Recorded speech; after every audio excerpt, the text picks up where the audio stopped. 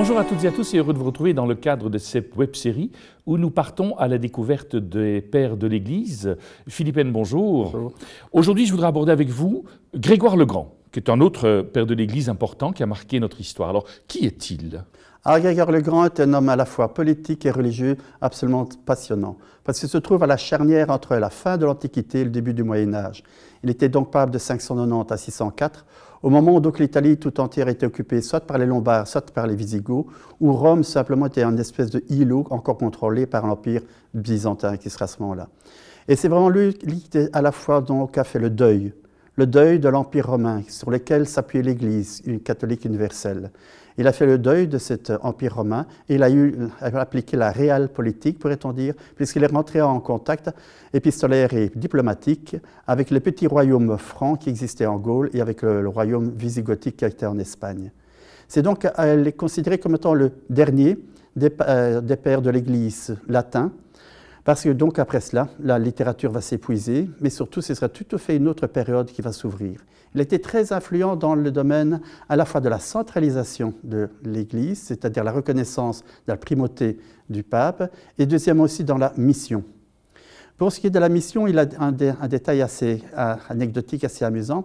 Donc en Bretagne, en Grande-Bretagne actuelle, vivaient les Celtes, avec donc l'empereur Arthur, le chevalier de la table ronde, Merlin, etc., qui étaient des chrétiens.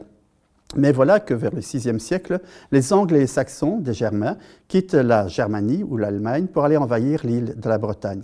Ils repoussent les Celtes chrétiens vers le Pays de Galles, la Cornouaille et ce qui va devenir la Bretagne à l'ouest de la France. Mais les Celtes n'appréciaient pas beaucoup cette invasion des Angles et des Saxons. Ils ne souhaitaient surtout pas les avoir avec eux au paradis. C'est la raison pour laquelle ils se sont bien gardés de voir les convertir. Et les Angles et les Saxons sont donc restés païens. Mais voilà, Grégoire un jour se promenait dans la ville de Rome et voyait donc un ensemble d'esclaves qui étaient en vente. Il leur demande « Mais d'où êtes-vous » ?»« Ah, nous sommes des Angles, dit-il. De vous, je vous ferai des anges. » Et donc, d'après l'anecdote, d'après la tradition, c'est ainsi qu'il a vu lancer cette grande mission de conversion des Angles et des Saxons en Bretagne. Mais voilà, pour aller vers cette grande île, il faut traverser la Gaule. La Gaule qui est déchirée par plusieurs petits royaumes francs qui s'entretuent, se déchirent. C'est la période de Frédégonde et de Bruno. Nous connaissons toute la cruauté, la barbarie. Et voilà que le pape, un homme de Dieu, va écrire ainsi à ces bêtes sanguinaires, simplement pour permettre à ce qu'un petit groupe d'une vingtaine de moines puisse traverser la Gaule et convertir ainsi l'Angleterre. C'est comme ça que ça s'est passé. Et c'est comme ça que ça s'est passé. D'ailleurs, nous avons la trace d'une correspondance assez intéressante entre saint Augustin de Canterbury, qui sera donc le missionnaire pour la Grande-Bretagne, et Grégoire le Grand. D'ailleurs, Grégoire le Grand va donner des consignes pour la mission. Et ces consignes sont très intéressantes, elles sont restées longtemps d'application. Ne pas détruire. Ne pas détruire toutes les idoles, ne pas détruire tous les temples, ni tous les lieux, ni toutes les habitudes que les païens peuvent avoir, parce qu'il y a quelque chose de vrai, quelque chose d'utilisable. Et c'est très intéressant dans notre façon de nous comporter dans le monde et la société dans laquelle nous vivons. Est-ce que nous sommes là purs de notre foi chrétienne, prêts à tout détruire, ou bien est-ce que nous ne sommes pas invités à retrouver l'étincelle de divinité qui peut exister même dans des systèmes parfois aberrants? Mais de permettre ainsi à Dieu qui est présent partout dans le monde à pouvoir vivre et se développer même face à nos ennemis. Est-ce qu'il a d'autres, par rapport à la mission, est-ce qu'il a donné d'autres consignes? Bon, celle-là d'abord de ne pas tout détruire. Est-ce qu'il y en a d'autres encore qu'il propose dans cette théologie de la mission? Oui, donc les Angles et les Saxons avaient l'habitude de se réunir une fois par an autour de leurs défunts, au cours d'un grand repas qui évidemment se terminait bien arrosé. Eh bien, il ne les a pas interdits, il les a simplement transformés au lieu que ce soit autour de la tombe du défunt, que ce soit pour un saint ou le martyre d'un saint, etc. Et en dessous, il y a un autre détail à cette époque qui est très intéressant, c'est l'importance des femmes en politique. Les femmes en politique étaient beaucoup plus importantes dans les royaumes germaniques que dans l'Empire romain. Et c'est ainsi qu'une certaine Théodelinde, qui est originaire de Bavière, va réussir à convaincre son mari et surtout son fils à devenir chrétiens, catholiques, alors qu'ils étaient installés à Milan. C'était les Lombards, connus pour leur cruauté et leur violence contre l'Église catholique, qu'elle estimait être un vestige de l'Empire romain qu'il fallait éradiquer. quand on lit un auteur comme celui-là, comme Grégoire le Grand, il est aisé à lire ou bien c'est une écriture complexe? Non, non, il a un très beau style. C'est un style un peu pompeux, un peu solennel, très réfléchi. Il fait un peu partie de cette génération des hauts fonctionnaires de l'État.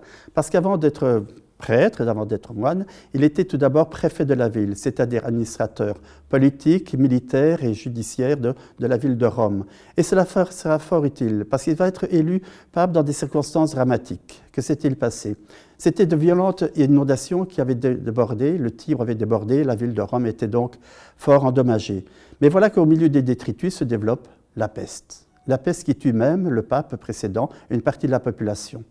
Et c'est ainsi dans ces circonstances dramatiques que Grégoire le Grand va être élu. Et quel sera son premier geste? Il va faire venir des vivres depuis la Sicile, du blé. Il va soigner la population et c'est seulement après qu'il va commencer à entreprendre son activité de pape ou de souverain pontife en écrivant aux différents évêques. Et par la suite, lorsque la ville sera menacée par les Lombards, par de nouvelles invasions, c'est lui qui rassure les remparts pour essayer d'encourager les soldats à sauvegarder la ville et son indépendance. Ça, c'est donc par rapport à ce qu'il a, sa manière d'envisager sa fonction. Est-ce qu'il a, par rapport à la centralisation, justement, vous aviez dit au départ qu'il était connu pour à la fois sa mission, sa centralisation, c'est-à-dire quoi? Il va réorganiser aussi l'institution? C'est-à-dire qu'il va permettre d'avoir des relations beaucoup plus régulières avec les différents évêques qui sont installés en Italie, en Sardaigne et dans les autres régions. Il va avoir aussi une relation diplomatique et épistolaire très importante avec les autres patriarches de Constantinople, d'Antioche et d'Alexandrie. Et c'est donc qu'il va développer la politique qui était celle de Saint Léon le Grand, en 440-460, qui lui avait assis l'autorité du pape sur le point de vue juridique de la succession indigne. On va parler de Léon par la suite. Oui, plus tard. On en reviendra plus tard. J'en parlerai à ce moment-là.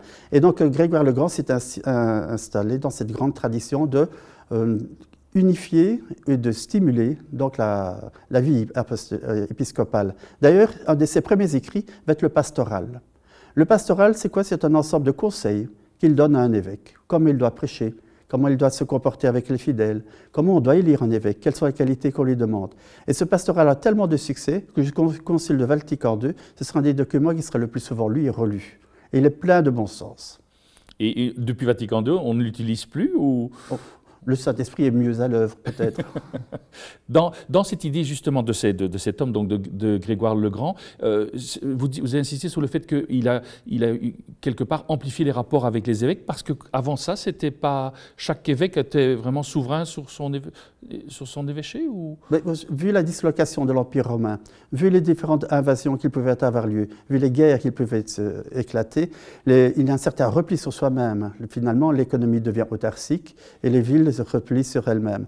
Et parfois, les élections d'évêques se faisaient simplement suivant telle ou telle grande famille qui imposait son candidat. C'est ainsi que ça se passait.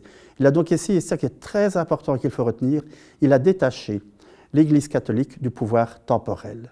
Il a rompu les amarres de ce grand navire qu'est l'Église catholique de toute attache politique locale ou internationale. Et ça, c'est le plus grand service qu'il ait rendu, certainement, à l'Église catholique. Philippine, merci de nous avoir présenté Grégoire le Grand. Si vous souhaitez poursuivre la découverte de ce père de l'Église, eh bien c'est très simple. Il vous suffira de lire le livre écrit par Philippine sur Grégoire le Grand. Merci à vous et on se retrouve très bientôt. Au revoir.